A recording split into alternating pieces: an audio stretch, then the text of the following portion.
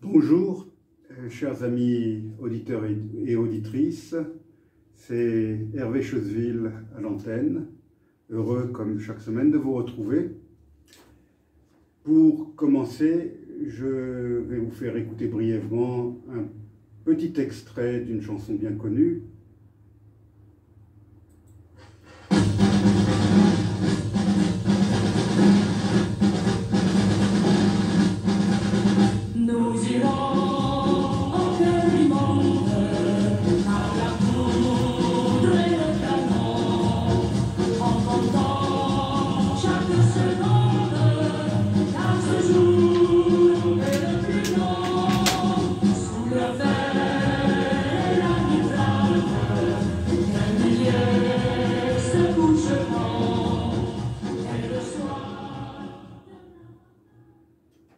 Vous l'aurez bien sûr reconnu, c'était la regrettée Dalida qui chantait « Le jour le plus long ».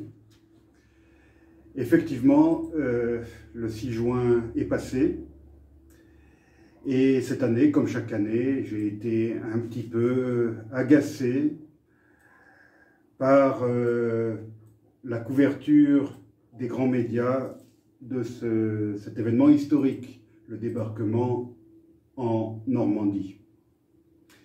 Pour ce 78e anniversaire, nos grands médias, voire même certains de nos hommes politiques, nous ont asséné, comme les années précédentes, que Sainte-Mère-Église fut le premier village de France libéré et que Bayeux fut la première ville de France libérée. Rappelons que dans ce débarquement de Normandie, la France ne joua pratiquement aucun rôle en dehors des sabotages de voies ferrées commis par les résistants afin de gêner les mouvements de troupes allemands. Seule une poignée de combattants français, le fameux commando Kieffer, participa directement au débarquement. Et encore, ces 177 hommes du 1er bataillon de fusiliers marins commando, créé au printemps 1942 en Grande-Bretagne par la France libre, étaient-ils intégrés à la Special Service Brigade britannique dans le commando interallié numéro 10. Ils étaient donc sous commandement britannique. Les villes normandes furent abondamment bombardées par les Alliés. Certaines furent presque entièrement rasées. J'ai vécu à Caen et je peux donc en parler aisément. Dans ce débarquement de Normandie, la France a donc été davantage victime que participant actif. Le général de Gaulle ne s'y était d'ailleurs pas trompé puisque, devenu président de la République, il n'a jamais commémoré le débarquement du 6 juin. Comme chaque année, je ne cesse de répéter et d'écrire que Sainte-Mère-Église et Bayeux ne furent pas les premières localités françaises libérées. Les résistants corses menèrent une insurrection contre les occupants italiens dès le mois de juin et le mois de juillet 1943, mais cette insurrection fut réprimée par l'OVRA, la Gestapo italienne, et par les chemises noires. 860 Corses furent arrêtés et déportés en Italie, certains ne sont jamais revenus, et 3 autres partisans furent exécutés le 30 août à Bastia, à la suite d'une condamnation inique par le tribunal de guerre fasciste. Mais le débarquement allié en Sicile changea la donne. L'Italie dut signer un armistice le 8 septembre 1943, alors que Benito Mussolini avait été arrêté dès le 25 juillet. C'est cet armistice qui donna le signal d'une nouvelle insurrection en Corse. Le même jour, plusieurs villes et de nombreux villages ont été libérés par les Corses eux-mêmes. La première ville de France métropolitaine à être libérée fut Ajaccio, préfecture du département de la Corse, libérée dès le 8 septembre, 9 mois avant Bayeux, modeste sous-préfecture du Calvados.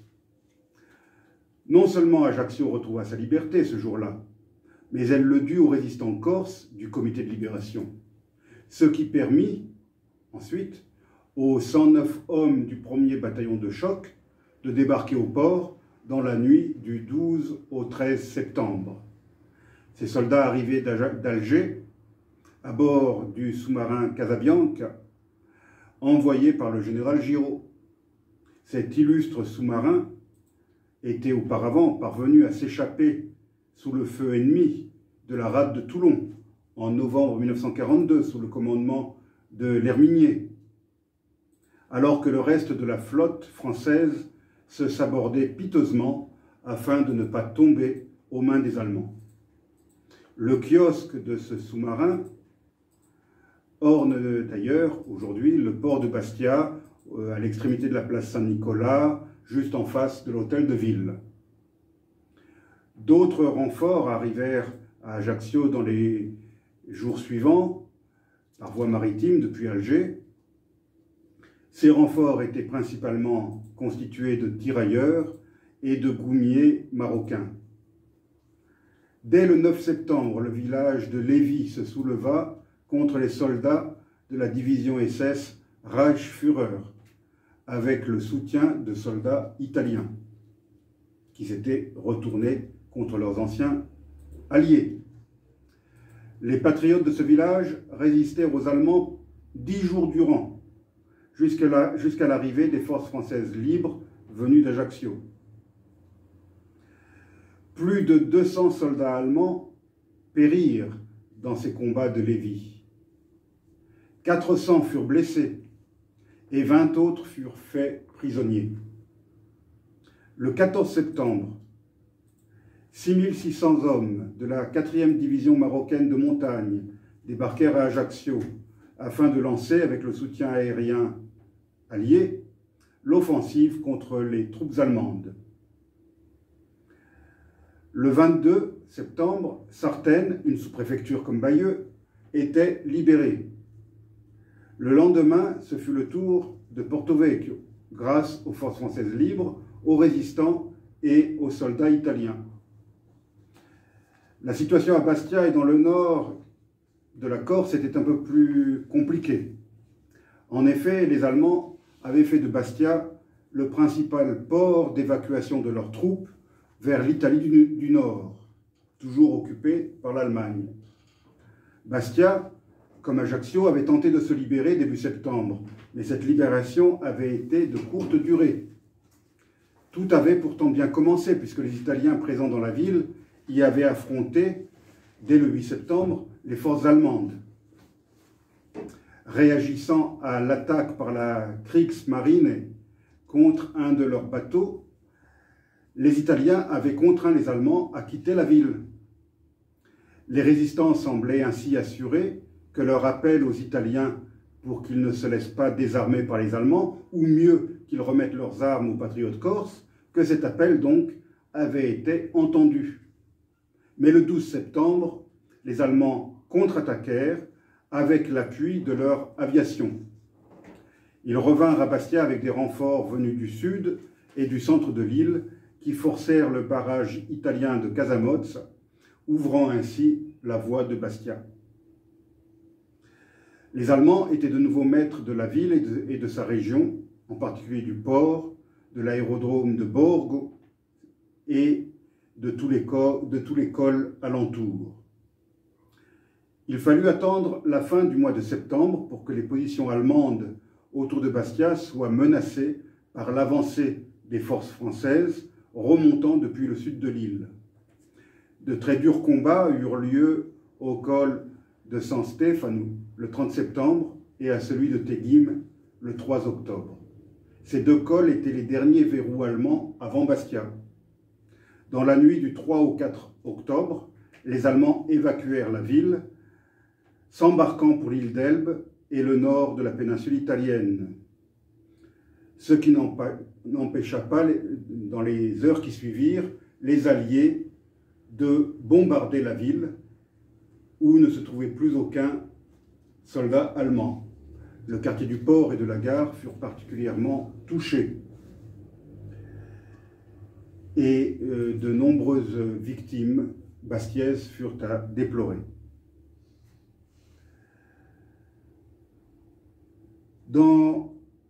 Dès l'aube de ce 4 octobre, les premiers éléments du 6e Tabor et du 73e Goumier entraient à Bastia, qui, nous l'avons vu, venait d'être durement frappé par les bombardements alliés.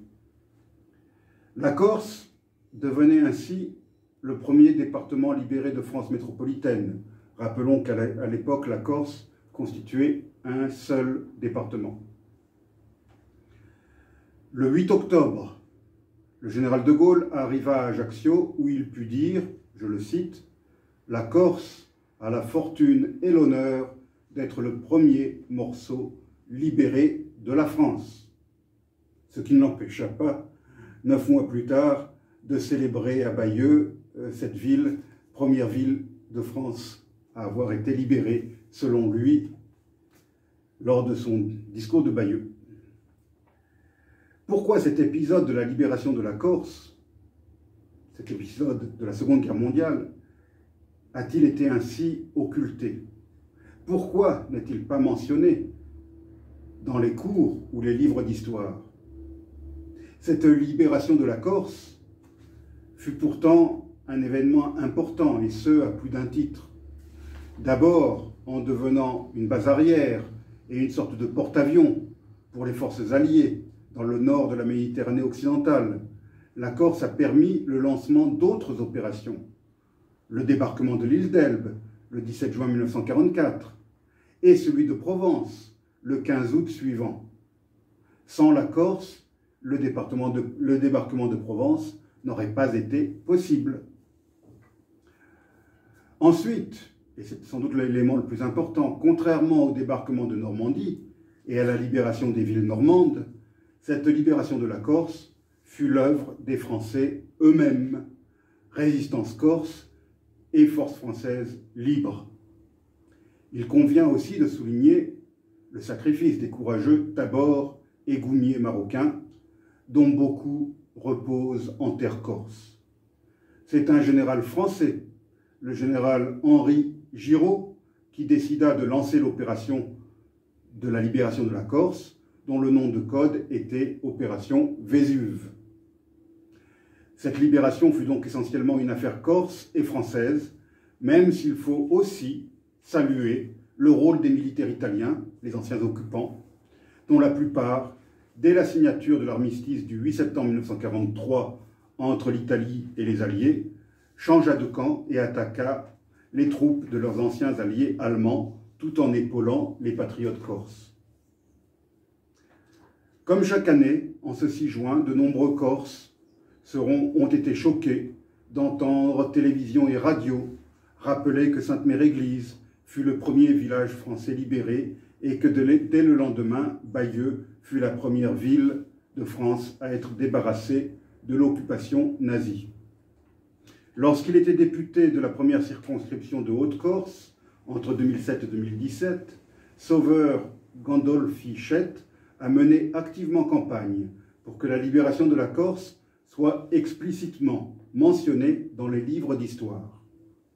En octobre 2013, pour le 70e anniversaire de cette libération, François Hollande avait été le premier président de la République française à faire le déplacement pour commémorer cet événement en présence de soldats marocains ayant participé à la libération, qu'il décora de la Légion d'honneur. Ernest Bonagauche fut le seul ancien résistant corse présent et aucun soldat italien n'avait été convié à cette commémoration. Pourtant, la résistance corse perdit 160 des siens, tués, fusillés et tués en action, ainsi qu'environ 300 blessés. Les troupes françaises venues d'Alger eurent quant à elles 75 tués, 12 disparus et 239 blessés. 245 soldats italiens ont été tués et 557 autres blessés dans les combats qui les opposèrent aux Allemands. Ce sont d'ailleurs ces derniers qui eurent les pertes les plus lourdes, environ 1600 hommes, dont 1000 tués et 400 prisonniers. Il existe dans les quartiers sud de Bastia, non loin du cimetière municipal, un bel endroit, très calme, véritable nid de verdure au milieu des immeubles modernes. C'est le cimetière militaire allemand. On peut y voir de nombreuses stèles de granit portant des noms à consonance germanique ainsi que des années de naissance et de décès au milieu d'une vaste pelouse à l'ombre de grands arbres. Ce sont les tombes des soldats allemands morts en Corse en septembre-octobre 1943 ou durant les années qui suivirent, alors qu'ils étaient encore prisonniers de guerre dans l'île. Nombre d'entre eux n'avaient pas 20 ans. Dans ce cimetière militaire, il existe aussi un carré où l'on peut découvrir les tombes de soldats allemands de la Première Guerre mondiale. Car, même si aucun combat n'eut lieu en Corse durant cette guerre-là, de nombreux soldats et officiers allemands et autrichiens y avaient séjourné comme prisonniers de guerre, et certains y sont morts. À Saint-Florent, il m'arrive parfois de m'arrêter au cimetière militaire français, situé au bord de la mer, sur la route de Bastia. Il s'agit d'un cimetière militaire musulman, qui abrite les tombes de tabors marocains tombés durant la bataille du col de Teguim. Un de leurs officiers, le lieutenant Koufran, y repose dans une tombe identique à celle de ses hommes, ornée, comme les autres, d'une stèle islamique. Alors cette année, comme les années précédentes, je tente, à mon modeste niveau et sur les ondes d'une modeste radio, de contribuer à rétablir un petit peu la vérité historique. Et pour terminer cette émission historique, je voudrais vous faire écouter un magnifique lament, interprété par la regrettée Jackie Michael, grande chanteuse corse, qui rend hommage dans ce lament au grand résistant corse, Jean Nigaud. À la semaine prochaine.